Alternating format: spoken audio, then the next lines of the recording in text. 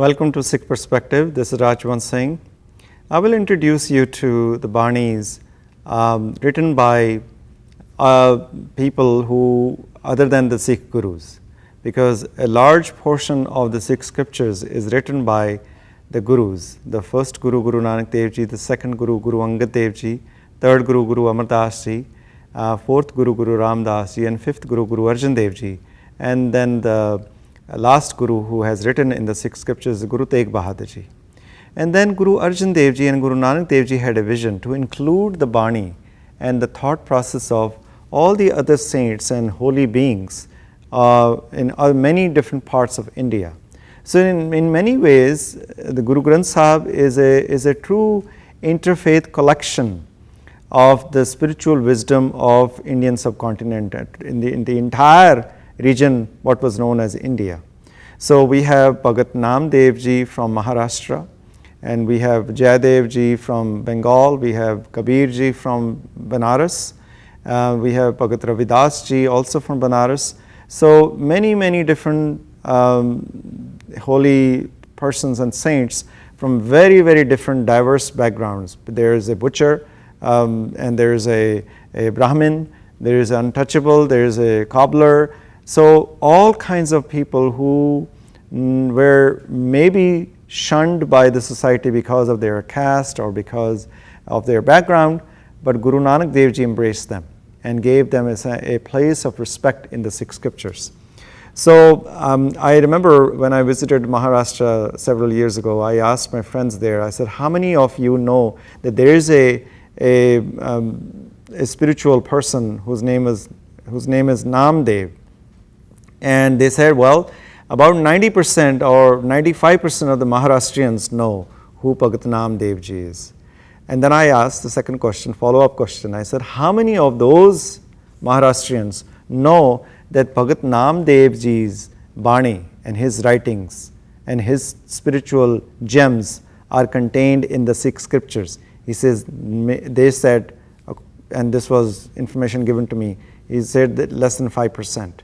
So it's a tragedy that so many of Indians don't know that the Guru Granth Sahib probably contains the writings which are not available anywhere else. Many of the saints who are long forgotten, but their history, their contribution to the spiritual development of Indian thought process is contained and preserved for time immemorial. So I will share a very beautiful hymn by Bhagat Namdev Ji. In this hymn, he shows us that how do we seek God and where do we find God? Now the word for God in the Maharashtrian language, or the people at that time used to use, is Beetle. Now Beetle is also used to address Lord Krishna.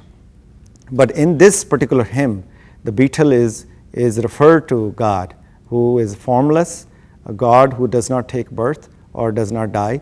God is present everywhere. So Bhagat Namdev Ji says, Jatra jao tatra Beetle bhaila, Jatra jao tatra Beetle bhaila, Mahanand करे सद केला, महानंद करे सद केला, जत्र जाओ तत्र बीठल भैला।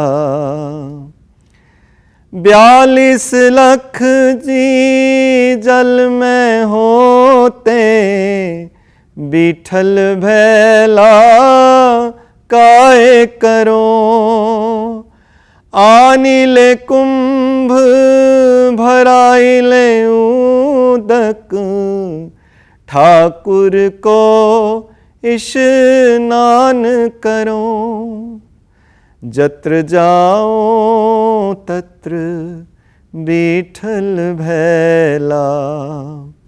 He says, I want to go and worship God in a temple. And I want to get the pure, uncontaminated water for the worship of my deity. He says, Ani le kumbh, bharai le udak, Thakur ko ishnan karo, that I want to take this pure water and I want to give bath to my deity in the temple. But he says, 42 lakh ji jal mein hote, bithal bela kahe karu? He says, how can I claim that water is pure when there are 42 lakh of species of living things in the water, and they eat and they whatever the life process happens in the water. So there is a impurity in the water. So truly I cannot worship that God with impure water, but I discover that God is present everywhere. Jatra jao tatra bithal bela. I can worship God in nature, everywhere present. So that's the thought process of Bhagat Namdev ji. I will continue this thought next time. If you have any question, please reach out to us at ggsfusa@aol.com. Thank you.